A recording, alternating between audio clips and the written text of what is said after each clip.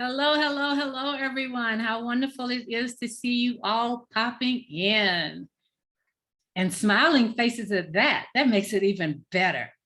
So we're going to give a couple of minutes for everybody to get in and get settled, not even a couple of minutes, maybe 1.5. And then we're going to go ahead and we're going to get started because we don't want to lose any time with the information that we know is going to be shared. Hello, Yasser, Sama, Erica. Good to see you all. I love it when I see folks I know come in. All right. Shanti, hi. How's things in Saudi? Okay.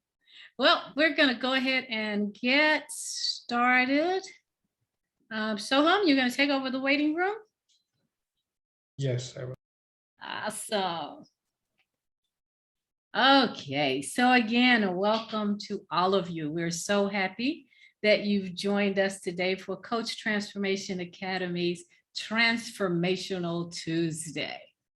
Today we have with us Mr. Alain Cardon. I hope I'm pronouncing his last name right. I practiced the first one. But we do have with us Mr. Alain Cardon. And let me tell you a little bit about Alain. Alain is mostly recognized for his specific competencies in systemic executive coaching, team coaching, and organizational coaching. He is also a systemic coach trainer and coach supervisor with students in France, Belgium, Spain, Germany, and Romania. He's a prolific international speaker and the author of over 20 books. Now, on a personal note, Alain was born in Algeria, grew up in Egypt, did his graduate studies in the US in Minnesota. So you'll notice that Midwestern accent. And now he's currently based in France and Romania. His topic today is intimacy in the coaching relationship. So without any further ado, I'm going to turn it over to Breakthrough Catalyst, Performance Booster, and Perspective Agitator, Mr. Alain Cardon. Over to you, Alain. Okay, thank you very much. Thank you for the opportunity also to present here. And welcome to all of you. I'm surprised that I'm not seeing a lot of faces. I'm seeing some names of some people I know. Hi, Livia. And so don't, this is for everybody. Don't hesitate to put on your camera unless you're excessively shy. Because it'll be interesting to have some interaction and questions and answers in this process. Now, I'm sorry for the people who already know me because you probably won't learn anything new, but you'll see it under a different angle, hopefully. I'd like also during this session to ask for a volunteer coach and a volunteer client. So if that's the case, don't hesitate to show yourself, maybe by putting a hand up. There's a hands up type of thing here, I think, in Zoom, where you could put your hand in the corner. I don't know how you do it exactly. How do you, well, look it up on your Zoom screen. If you're a volunteer to be either coach and client, we'll need one of each, okay? But we can have several volunteers. Yeah, one person, Anjali, put his hand up, right? So you know how to do it. Very good. Now you took it away. Okay, so I'll get started on this, but we'll need volunteers very quickly. And the best way, of course, is also to show your face. Now, in terms of intimacy already on this, I'd like to suggest something. In other words, look at your Zoom image, because a lot of coaches work on Zoom and at a distance, and it's interesting to take the means to be really present and seen in a way. Intimacy is based on not hiding too much. And very often on Zoom, if you look at your own picture, you'll see it's partly cloudy. In other words, half in the shade. It may be at a distance.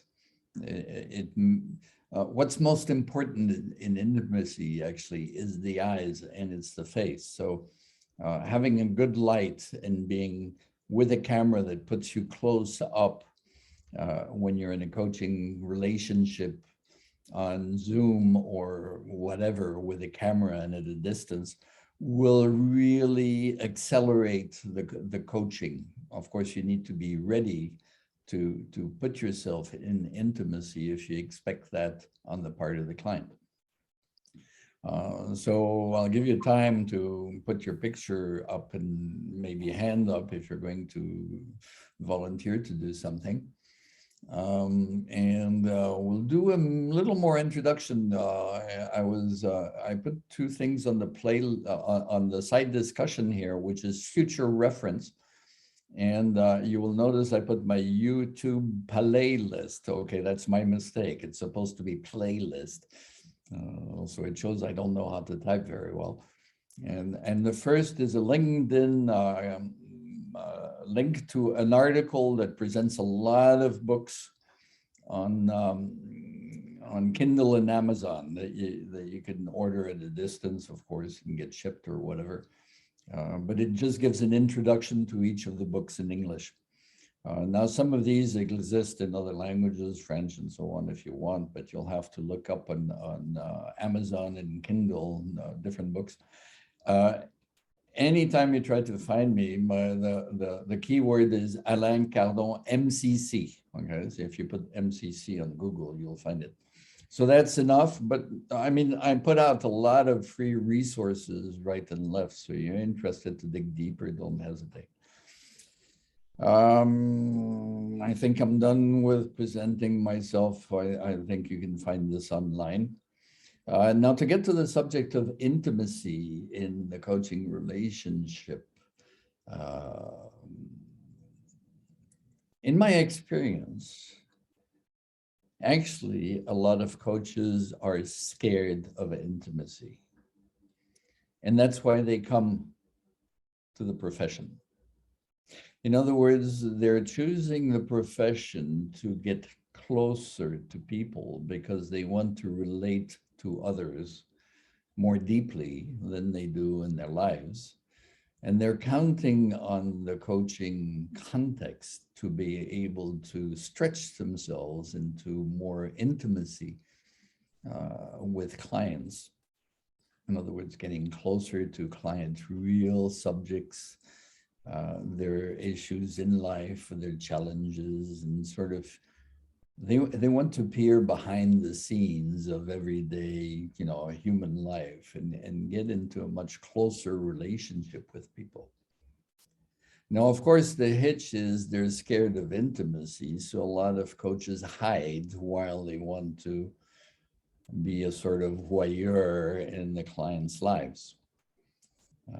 So they hide behind tools, they hide behind concepts, they hide behind theory, they hide behind a lot of props rather than just get into the intimate relationship, sort of heart to heart and soul to soul with their clients.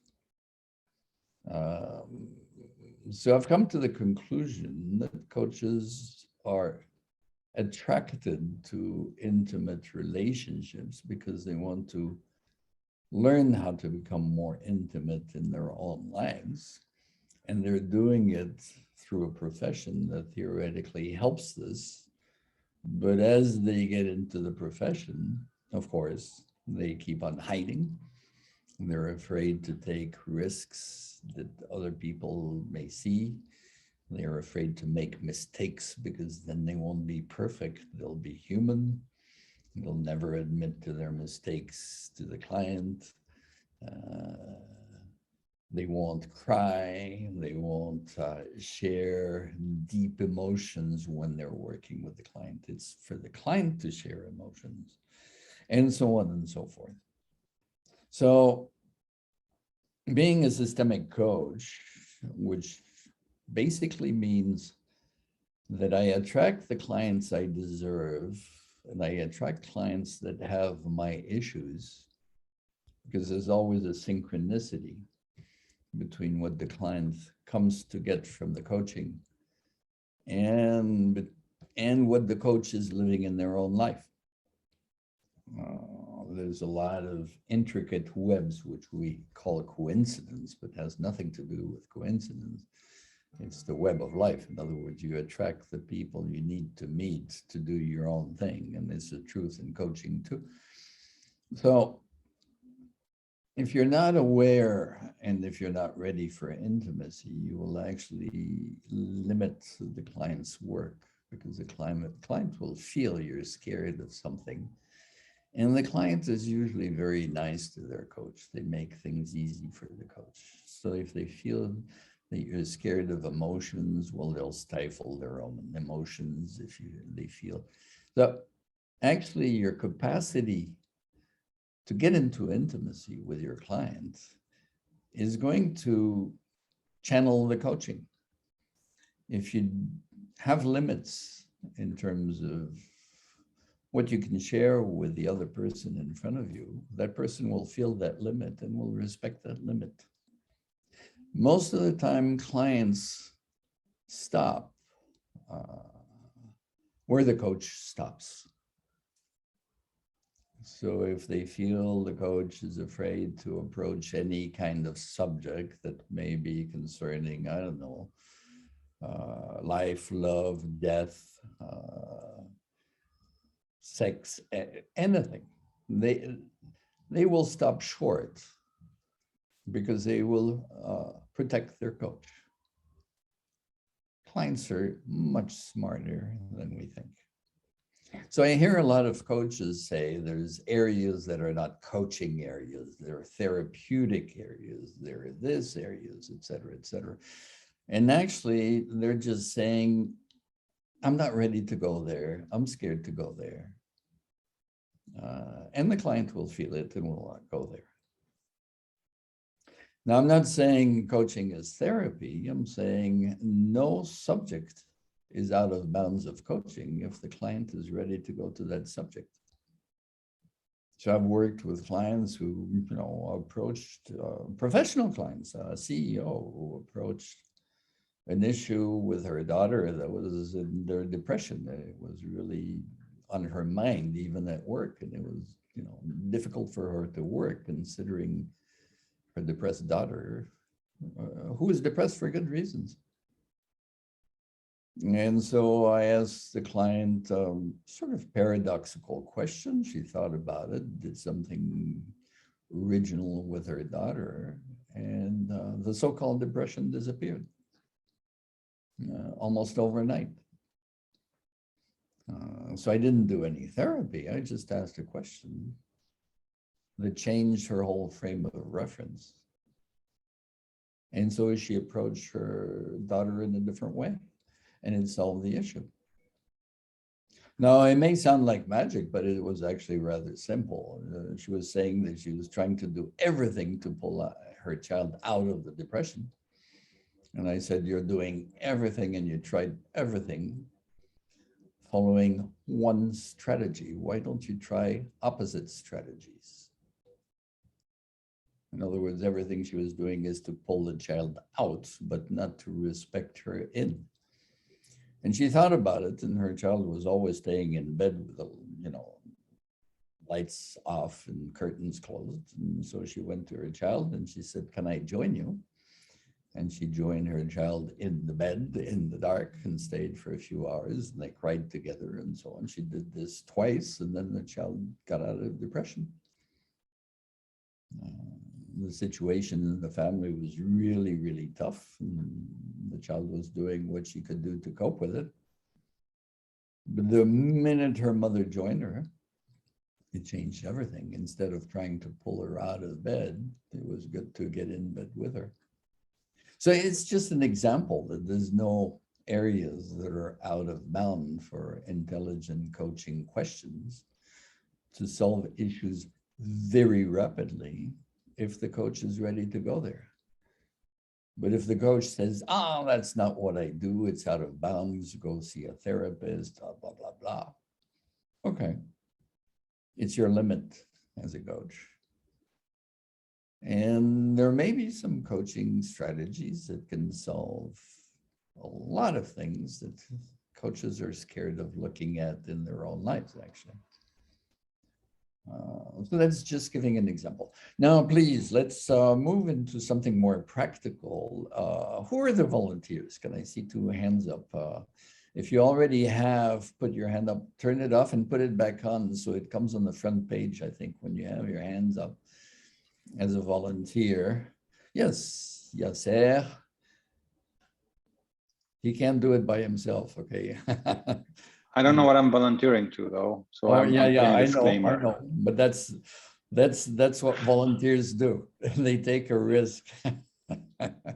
It looks Who like else? you have Yasser and Sama. Ah, okay. Do we have more? So I have a choice, or shall we just jump on the first two volunteers and say, okay? No more volunteers? Looks like right now, those are your only two. No, okay. So which one of you would like to take this opportunity to work on something important for themselves, for himself or herself, and would like to be client, a really committed client? One, speak up. Selma or Sama? Or Yasser? Who wants to be client? You volunteer, but you don't volunteer for client. You volunteer for coach. Yes? Hello, can anybody hear me? Yes, we can hear you if you speak, yeah. I have problem in the network actually. Ah, you have a network problem. I can't hear your voice clearly. Yeah, I can't hear you either. So you must have a connection that's a little bit flimsy. It would be better to have another client I'll try to connect or again. coach. Yes, I'm sorry. But for the purpose of the group, can somebody else? We got Rebecca. Is your connection good, Rebecca? Hi, Alain. Can't Yes, hear you. I hope so. Yeah, so you volunteer client or coach? Can you volunteer client? Definitely client. Definitely client.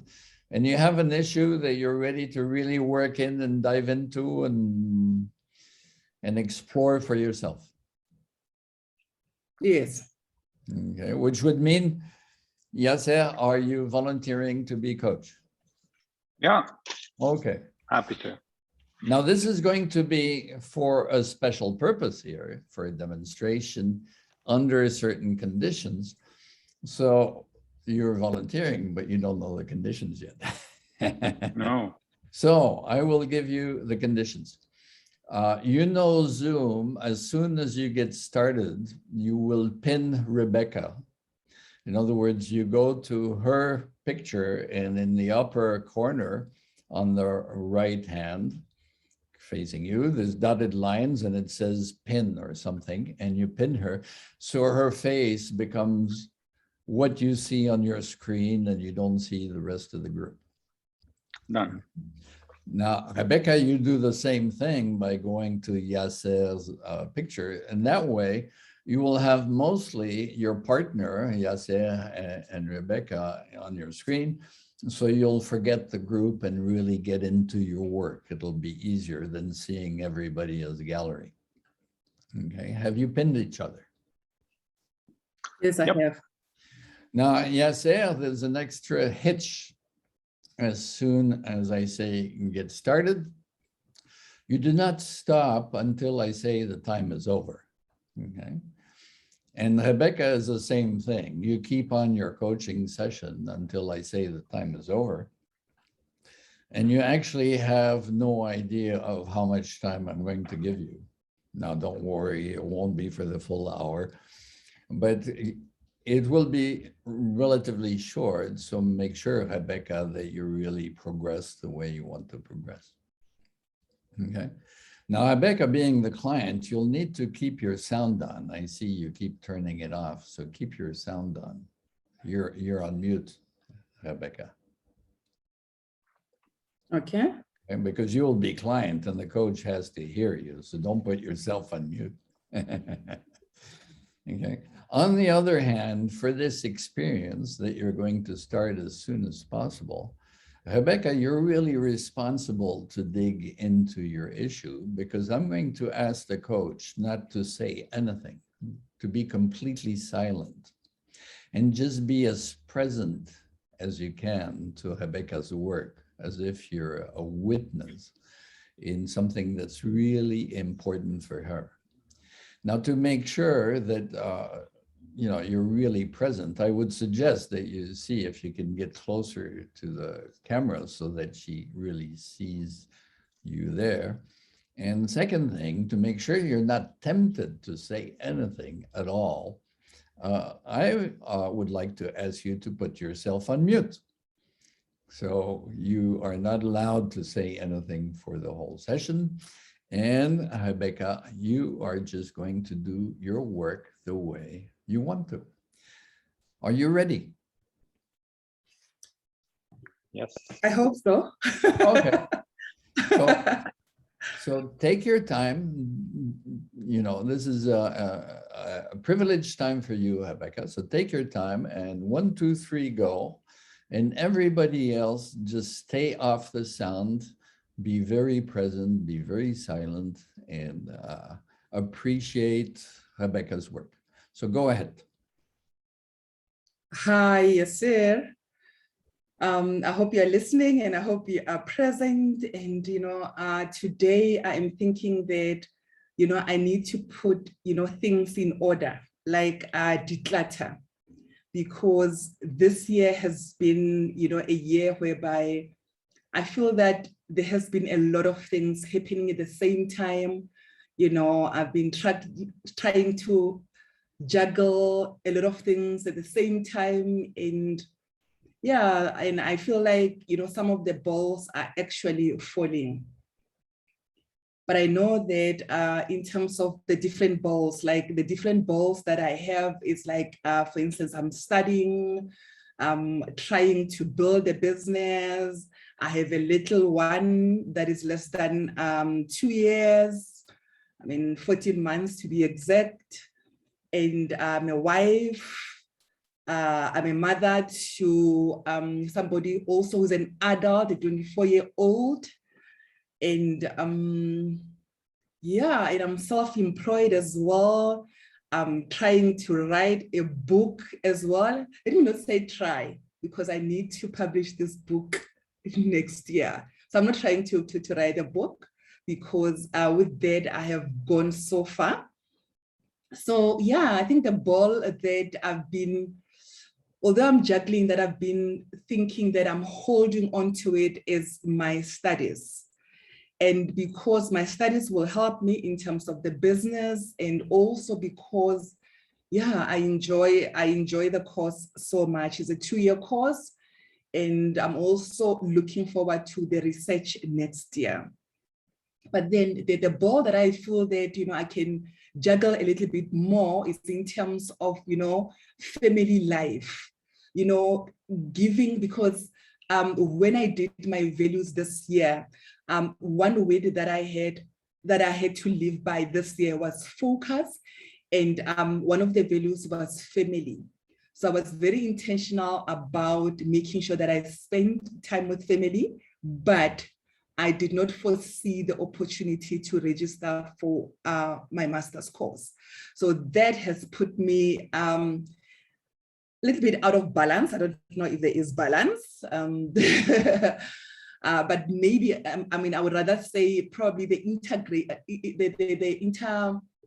integration of, putting my different parts of life together is the one that I'm struggling with. And I'm not even sure whether it's a matter of me prioritizing or not making the right decision, or my timekeeping skills, or but I'm taking each day as it comes. And with the pandemic and the corona happening, things are just not normal as they used to be. But I'm also appreciative of this period. And I'm not saying that I haven't experienced the negative side of it, because I've experienced a lot of losses in terms of close family members to me, but I've also experienced positive things like, having more self-reflection, family time. I used to be somebody that maybe people would refer as the workaholic because I would work, all the time. But now, even if I feel that I'm working most of the time, I feel that I'm studying most of the time, but I'm also intentional. Like I'm able to stop myself and say, hello, you have not spent time with the family, and it's something that I really enjoy so much. So I'm seeing family differently, but also I think that ignites me. I feel refreshed after spending time with the family. I only want to remove perhaps the guilty part of, thinking that I should spend more time. Oh no, maybe I can actually focus on spending quality time, because then if I spend quality time, it won't be a matter of, the quantity of time that I'm spending with my family, but the quality that I spend with them. Yeah, I think so. Yeah, I really think so. So yeah, that I'm thinking already, because I'm already doing my goals for next year. I want to start very early in the year. Or before the year start for 2022. So I'm looking at my vision for next year. I'm already looking at maybe 3 goals that I can have, that I'll put the 5 objectives that I can align to my vision. And I'm so appreciative as well for the people that have touched my life this year, especially those that have coached me and mentored me this year, because it has been a learning journey for me. It has been growth for me. And the exploration and the discoveries that I learned about myself, things that I'm aware of about myself, and now that I'm speaking to you, I'm just thinking, oh yeah, I actually know what I need to do exactly. I just need to implement what I know and continue on this journey. So I'm really excited about 2022, and I can really see myself graduating. Woo! Yes, I can already see myself graduating next year with my master's. I can already see my book published in March during the International Women's Month. I can already see myself, with a good income, an income that I'm happy about. I'm not saying, I'm not putting a figure. No, I should actually put a figure. I'm putting a figure in my head, but I'm not telling you the figure. But I can already see myself with the type of income, the products and services that I would have. I'm already seeing how the website will look like, my website. So yeah, already as I'm speaking to you now, I'm quite clear about how I will be branded next year. I'm already seeing the journal that I've been, I'm working on. And the doubt, sometimes I have, doubts in terms of, my capability and all that. And I remember one time, my business coach said, you know what, you've been doing a lot of. Okay. Rebecca, and now this is for everybody, and also Yasser. Keep your sound on, and I'm going to ask you a number of questions. Okay. Rebecca, what do you feel you did in terms of work? I feel like I was self-coaching myself, because he was not responding, but I felt that he was present. Yeah. In terms of coaching yourself, did you come to anything new, or did you just talk about everything you already know? I think I came to something new. Some of the things that I thought that they were difficult to achieve, as I was speaking, I realized that they are achievable. This is completely new. Yeah, this is like, something completely new is knowing that, I would be able to, I can publish my book. Because when I was speaking about it, I was already thinking about the chapters that I've already written. I'm not asking about the content. I'm asking about your coaching process. So you don't need to tell the story again, because we heard the story. So you have the impression that you explored new territory, okay? Yes. Okay. Do you have the impression Yasser was totally present to you?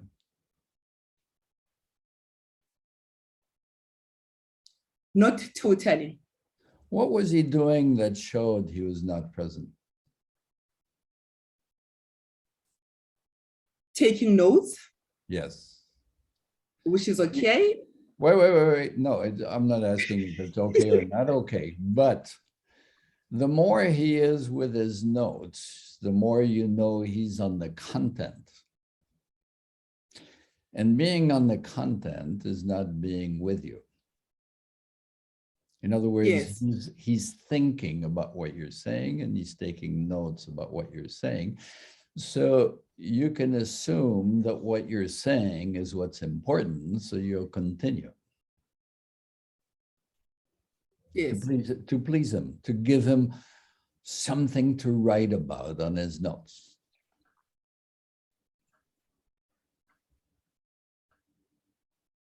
What if he was not taking notes and just looking at you? What do you think would have happened?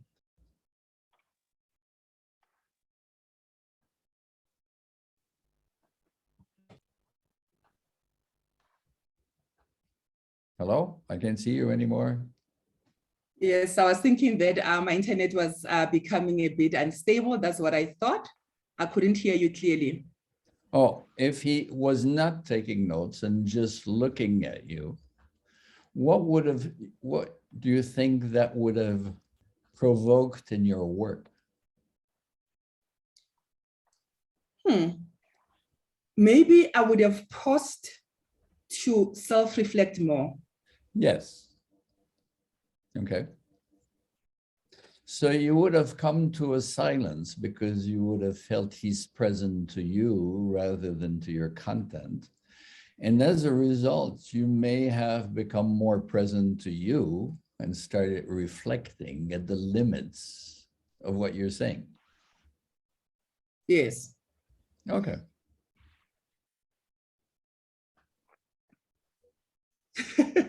Now, wait, it's important because you talk a lot about everything you do in your life in the coaching session. It's wall to wall. You do not have a minute of silence with yourself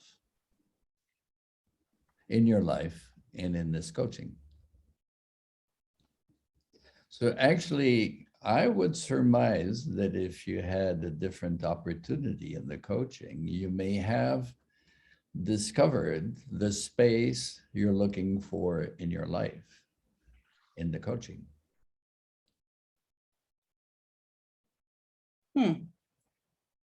Wow, that is so profound, yes. But the fact that he wasn't present to you, you weren't working on you, you were working on everything you did, and he's taking notes on everything you're doing, and he's thinking that one day he's going to get an opportunity to ask a question about what you did, as if he's going to be in a test. He better take notes. He's a very good student. Yeah. But he's not with you as a person. So by taking notes, he's actually influencing the coaching relationship to stay on the superficial level rather than to go into what's really much more important to you. That's my hypothesis. It's working into the space you need in your heart, in your life, in your soul for something deeper. That's, wow. Okay, now that's very true, because also I think I realize as well is that if there's anything that is happening with the coach that can affect you, I think there's somebody who came to greet him And at that stage, I think I was more interested to see what was happening than what. Yeah. I mean, his door is open. It's very social. There's interruptions. I can imagine that this is also something that happens in your environment in life. So it's very social. There's a lot of interruptions. It stays, and a lot of things you do. I don't want to disqualify this. You're very, very busy and very social. But as a result, when do you take care of yourself, really, for yourself, rather than accept everything that comes from the environment and just do it and do it and do it, and, go chasing other things. So I think, I'd like to congratulate you on being able to talk nonstop for, I don't know, what was it, 8 minutes or something. And but it's like you're filling all the space you can instead of cherishing the empty spaces. Okay. Now this is interpreting. Now, to come back to Yasser, do you understand some options you have in coaching?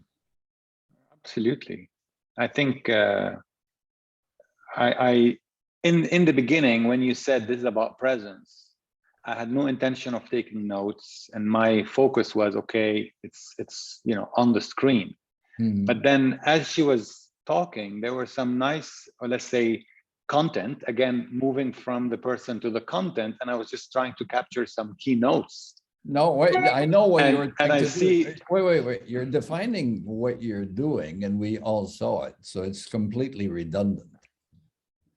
But in effect, it means you're getting out of the relationship and you're getting on the content. Now, coaching, Right. everybody says, is not on the content. You're not an expert. You have to bring no answers. So I don't see why we need to look at the content that the client knows, because she knows all her content. So if I focus on the content, I'm just redundant. I'm going to be an expert on the content.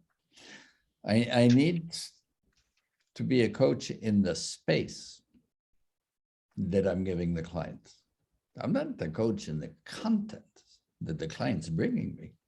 I mean, she can talk for 2 hours and she'll still know more about the content than I do. Why take notes? Never take notes in coaching, because it's a way of putting a shield between your heart and soul and the client's heart and soul. It's hiding behind something. Now, I hinted in the beginning, hey, get your face up there, get to be present, stop hiding. The moment you look down, the client knows you're not there. And you could even assume that he's going to keep talking about superficial things until he feels you're there. He's just patiently waiting for you to come, filling the space. The moment you start getting really present, probably the client will go silent and start thinking. And the moment the client goes silent and she dropped out, must have been a different connection, difficulty in connection. But the moment she gets silent, she'll go to a deeper dimension, which is the real issue beyond the superficial, in this case, all the actions in her life. It is kind of encyclopedic. She knows all these actions and she knows all these issues. She's just waiting for you to come. Clear. Yeah, you understand that? Oh, absolutely. But what about the mic? I mean, sometimes like verbal affirmations are part of showing presence, aren't they? Wait. I'm not saying this is what you do in all the coaching. I'm not saying you cut the mic and so on. I'm saying this is an experience that reveals what's most difficult for you. And what's most difficult for you is to be really present and minimalist as a coach, especially as far as the content is concerned. You coach with your head, with your mind. You don't coach with your heart. You don't coach with your soul.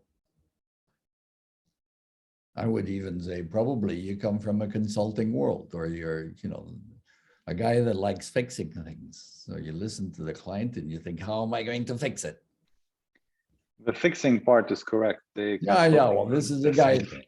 Bring a guy a problem, he won't look at you, he'll fix it. And he thinks he's being useful. But the problem is just to get his attention. Let's get some love.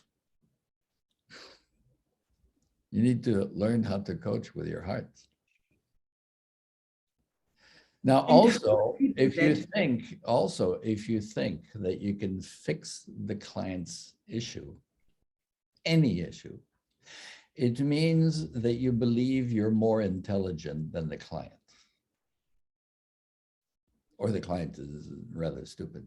In other words, the client is in their life, has all the experience of their life, and can talk about it for 2 years.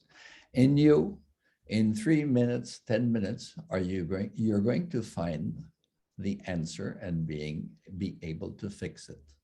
Now that's really intellectually arrogant. And that's why we say, coaches, don't try to fix client issues, because that's just trying to prove that you know and they don't. In their own lives, come on. Imagine somebody comes to you and says, I have a problem. And you say, oh, just do this. This is what we call a top-down approach. I know. You don't. And if you say, just do this, you should finish the sentence and say, stupid. Because it means you think the guy doesn't know how to think, even though that's his life and he's been in that issue for days, if not years. So when we say the coach doesn't bring solutions, it means he doesn't even think that he can bring solutions, because that's arrogant. That's called a real low position. Now, to have a real low position, you have to be really humble and totally present to something else, which is not what the client is talking about, but who the client is. You can't take notes on who the client is. Come on. Yeah. I love this demonstration. I'm sorry, I'm sort of, going right into it. But to take it beyond the demonstration, the most important in coaching is silence and presence. Silent, present. Why? Because if you talk, you're taking the space that's the client's space. The more you're silent to the client, which could be, it's not being a statue, but just really being present and living what you're going through as you're with the client, the more the client is going to go into their silence. Now, what I mean silent is, no gestures, no big expressions, no big smiles, don't try to influence. Then the client is going to talk and start looking at themselves. In other words, what am I saying? Why am I saying this? What's beyond what I'm saying? And gradually they'll fall into their silence. Now, when a client goes into their silence, they go deeper. If they're talking, they can only talk about what they know. When they come to the limit of this, they'll go deeper and say, what is it I need to search that I don't know? What's the limit of what I know? So you know that a client is starting to work when the client gets silent.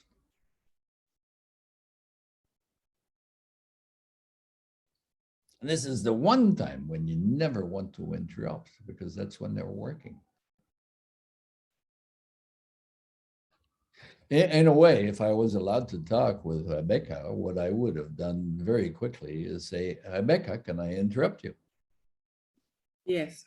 And then I would say, you know everything you're telling me already. So,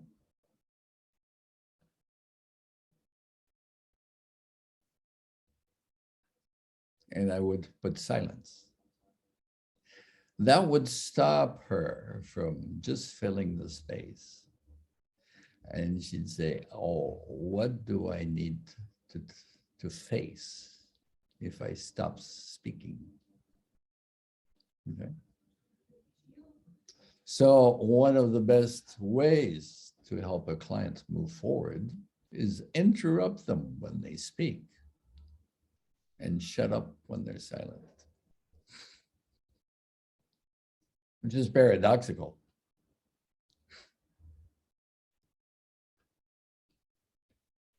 You understand? In other words, I'm pushing the client into their intimacy, but I'm doing it respectfully, powerfully, but respectfully. And also by being very, very present, so the client can really read where I'm coming from by just looking at me. And you'll know I'm present.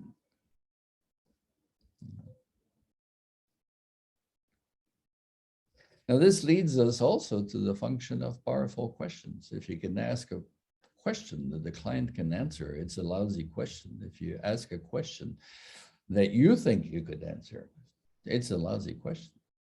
If you ask a question and the client suddenly shuts up and says, oh, then you just push the client into their silence. And that's what I call a powerful question. Questions are questions clients can't answer and coaches can't answer.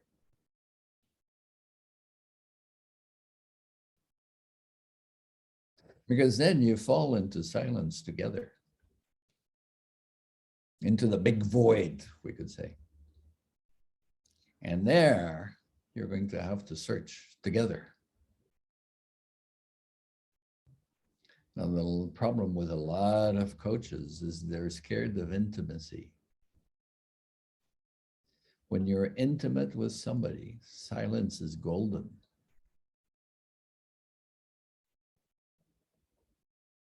You're not scared of intimacy when you know how to be silent with somebody for hours.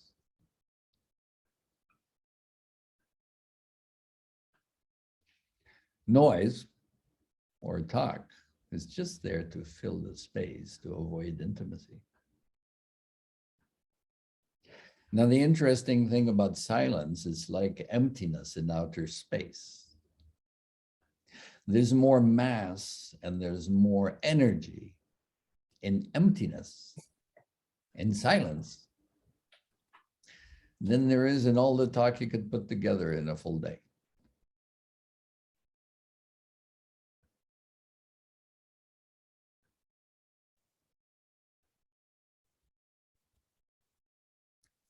So it's interesting how coaches are so focused on yabbery, yakety, yakety, yak, either the clients or their own, to avoid intimacy. Okay, I've been talking a lot, sorry. Any questions from anybody following all this stuff? Thank you, you two, for your demonstration, for taking the risk. Welcome. Of going up there and being who you are and taking the chance to learn from it, and also giving that opportunity to everybody who was there. Thank you, Alain.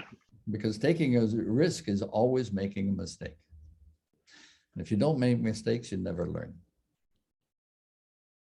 So if you play it safe, you stay at the level that you've developed until now. Usually kids take risks and adults start playing it safe. And that means they have reached the level of competency that they will never go beyond. You need to take risks. So thank you for your risk taking, and I really appreciate it. I'm sure everybody who's seen you also. So any questions coming from those who didn't take the risk? Come on, speak up.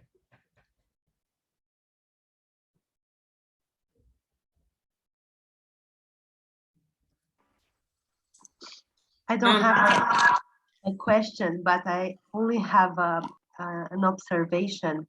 When I listened Rebecca talking, I heard her voice space. It was like she was slowly evolving towards something, and then her voice kept had a quicker pace. So maybe this could be used as a question or as an intervention. A lot of things, I mean, could be done if you're allowed to talk, but in this case, Yasiel was not allowed to talk. I gave an example, which is just to say, Becca, can I interrupt you? And when she says this, yes, I could actually just say, thank you, and be silent. Yeah. In other words, how do you interrupt yourself? And take a breather. Now I felt, and this is interpreting, that Rebecca was once in a while coming to something interesting, but she wouldn't follow it. She'd take something else to talk about. So a few times there was a possibility she would have stopped and thought and think, but she felt she had to save the coach by talking and talking and talking. The clients save the coach. And if the coach doesn't know silence and isn't okay with silence, the client will talk and talk and talk. Now, a systemic question we could say is, well, no, let's go to more questions or reactions from because normally this is for an hour, right? You're just here for an hour. So you have 7 minutes to ask your questions and then we're through. Come on, we're concluding here. Okay, so good afternoon. I joined a bit late because of work commitment, so I missed the session. But I picked up on something very powerful that you said. And I think Coach Franda knows that I struggle with silence. I've always admitted that. And you said something very powerful. You said, interrupt when they're speaking, but stop when they are silent. Can you go deeper with that statement? Can you go a little deeper with that? For our sake, to explain a little. It's a very powerful statement because we're focused on being silent when they're speaking, but also being silent when they're not speaking to encourage them to speak more. But it's interesting that you said interrupt when they're speaking, so that when they stop speaking, you stop speaking also. So you give them that time to work in their heads. Yeah. Okay. I like that. I'm working on the silence. Because I'm being silenced and you went through 2 loops saying the same thing practically. Exactly. And I was waiting for the 3rd to see if you were going to do the same thing. Okay. Now, the question is very clear for you. So,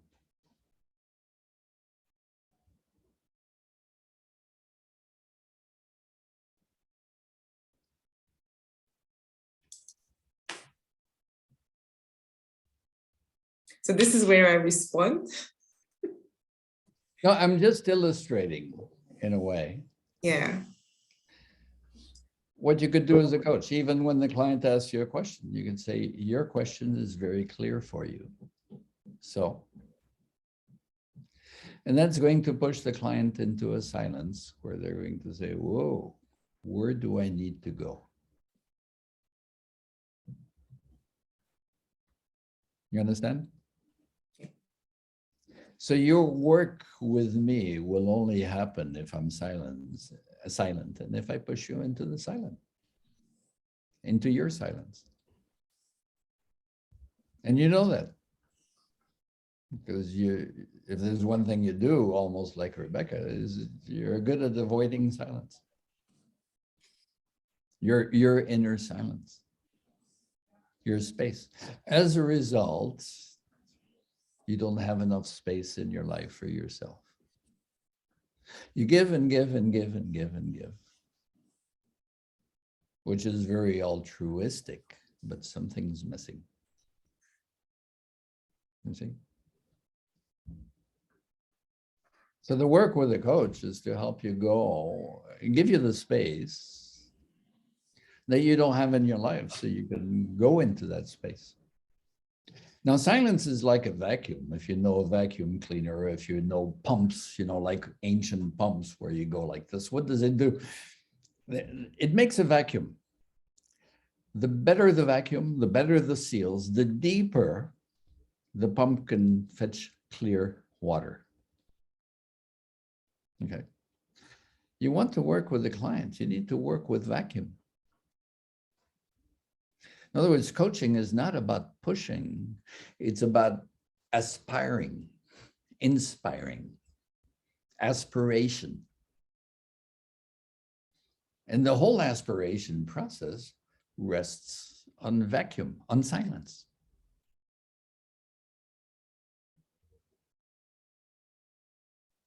It's completely counterintuitive.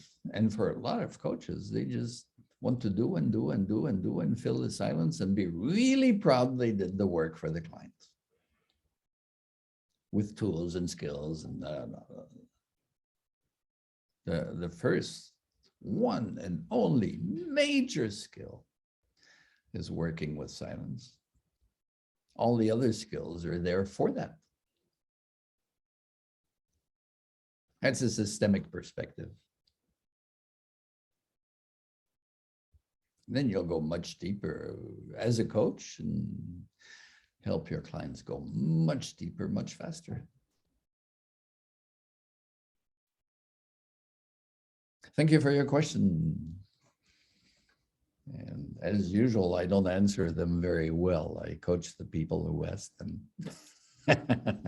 I'm sorry.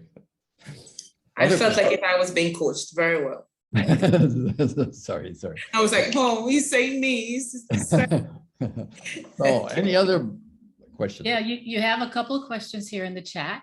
How can I train myself to be more silent in a session, not to have the urge to talk? This is from Aaliyah. Simple, put a tape on your mouth. In other words, have a contract with yourself. I mean, you're right. You need to practice. Now, in my training sessions, when I train coaches, etc., I have them practice silence. Okay. Again and again and again and again until they feel at home. No, some people are, never feel at home. It sounds like, but at least they go halfway. So it's like if you want to learn how to play piano, if you don't train, there's no secret. Understanding silence is bullshit. You need to train and train and train and develop new synapses. And our last question here, that is great to be intentional about silence. As a coach, how do you ensure you equip yourself to be silent so that you're comfortable with silence, even awkward silences during the coaching session? And this is from Rebecca. Awkward silence according to whom? And if the coach feels awkward in silence, well, there's a good chance the client isn't, stupid. He'll catch on. So he'll fill the silence to save the coach.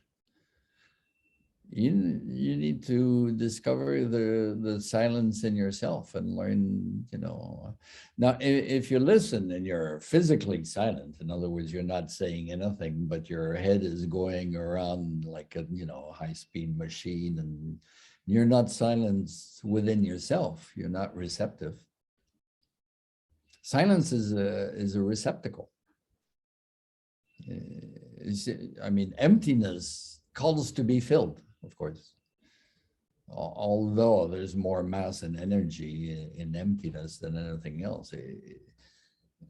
We could say in the universe, you know, planets and stars are halfway dead energy, because if it's pure energy, it's empty. There's no matter in space. There's more mass and energy in empty space. So actually, people will get a lot out of their silence. It's almost like, you know, I like to say coaching actually is offering a client like an empty apartment, so they can, you know, fantasize and start building what they want to have in their apartment, or it's an empty page. But you don't write on the client's empty page. You don't start bringing in your furniture into that empty apartment. And if the client fills the new apartment with all their old furniture, you can interrupt them and say, well, you know all this, so.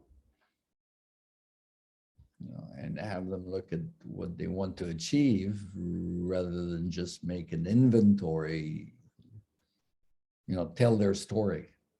A lot of people say you have to know how to tell your story. I think telling your story is a waste of time.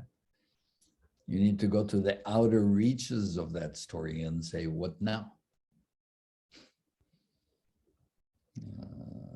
And get into the emptiness of it. Get beyond your story. So yeah, it's a lot of, I don't know if I'm answering the question, but I'm saying it takes practice. It takes being okay with yourself first. It takes not feeling guilty that you're doing nothing. You know, coaches have to do something to justify their presence, and so they take up all their space. Come on, clients pay for empty space. The last couple of statements that we have here. First, Alice says, I did not quite get how the silence is a key part of systemic coaching. Could you explain that again, please? Well, in systems, for instance, in a team, you don't analyze the people. You analyze what's happening between the people. And that's empty space. That's in the empty space. What's the energy between the people? Because you can change the people, the same energy stays in the team. Sometimes you'll see that people are fired, other people come, and a few months later, well, the same stuff is happening. And so the space between the people is what we call the process, or the, you know, it's not the relationships. It's the energy, the type of energy, who's against whom, who's in what coalition, who's independent republic, et cetera, et cetera. How does all this fit together? What's the culture of the system? And the culture is beyond individual personalities. So you in a systemic approach, you don't study entities. You study what happens between the entities. What's the interactions? And interactions is operational interactions. It's not relationships. And we could say it's the same difference between individual therapy or couple therapy and family therapy.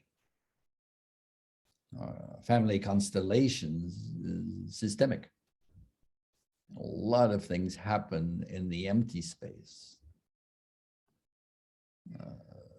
between the people, or in the silences between words. As a matter of fact, you may not know it, but the word intelligent comes from reading in between.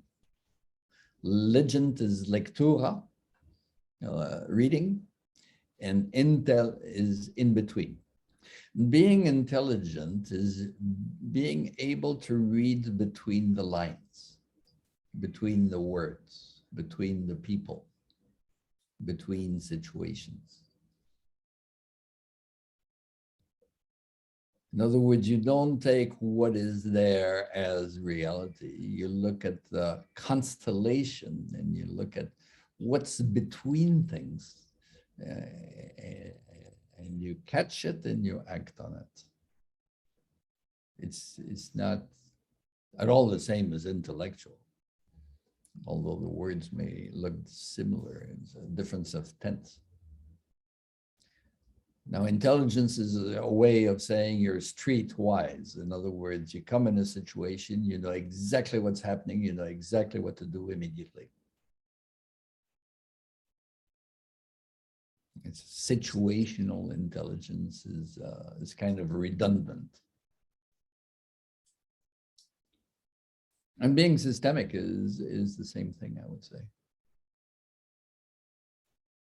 Now, On Silence is one book on Kindle, which I would suggest. Close to systemic or deep systemic thinking is quantum perspectives and systemic coaching. I would suggest you go there. You'll have some freaky perspectives here on what we think we know, which is coaching.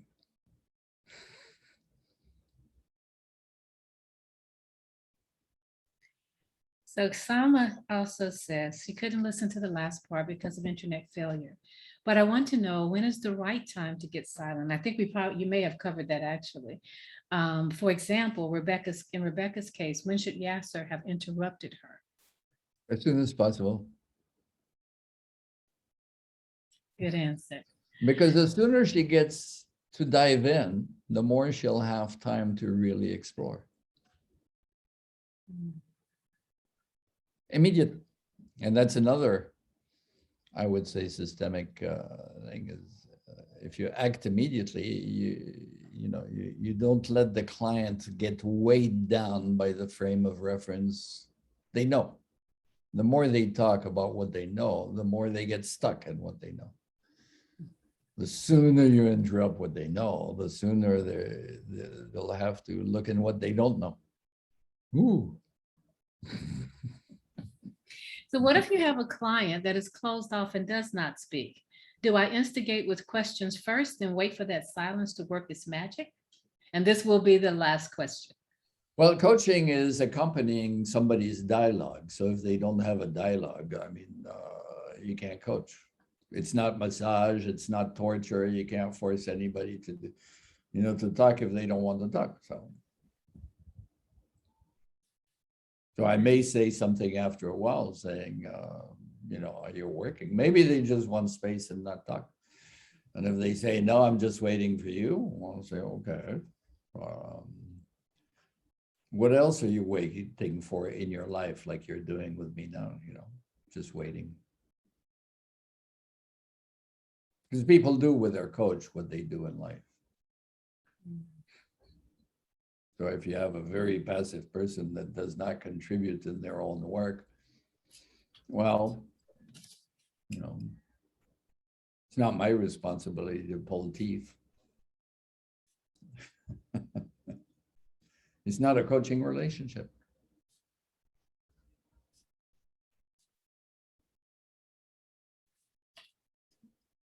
Now, coaching is based on linguistics, of course, but a huge part of linguistics is silence. It's like in music. I mean, if you don't have silence in music, you don't have music. You need to study the silence in music.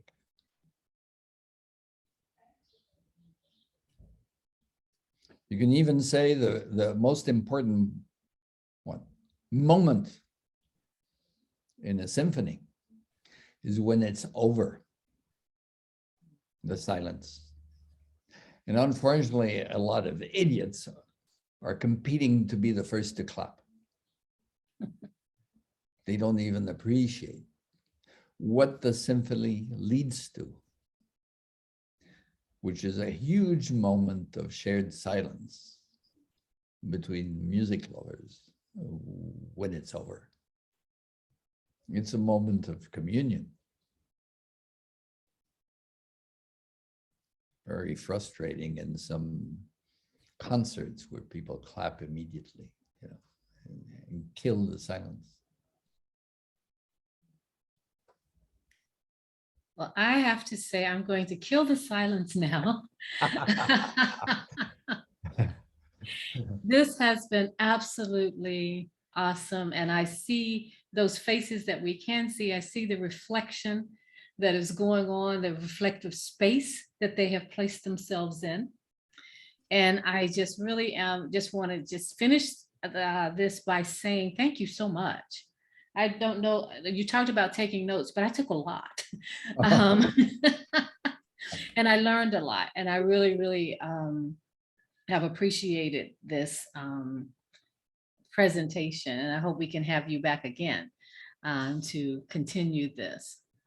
So for all of you that have joined us, thank you so much for spending this time with us and with Coach Transformation Academy, and especially with Mr. Cardon. Next week, we have our Transformational Tuesday again, except this time it will be at 7:30, Gulf time, of course. Our speaker will be Colleen Joy Page, and she'll be talking about critical coaching skills and strategies for challenging times, how to coach teams and individuals in times of stress and suffering. So please be sure to join us next week.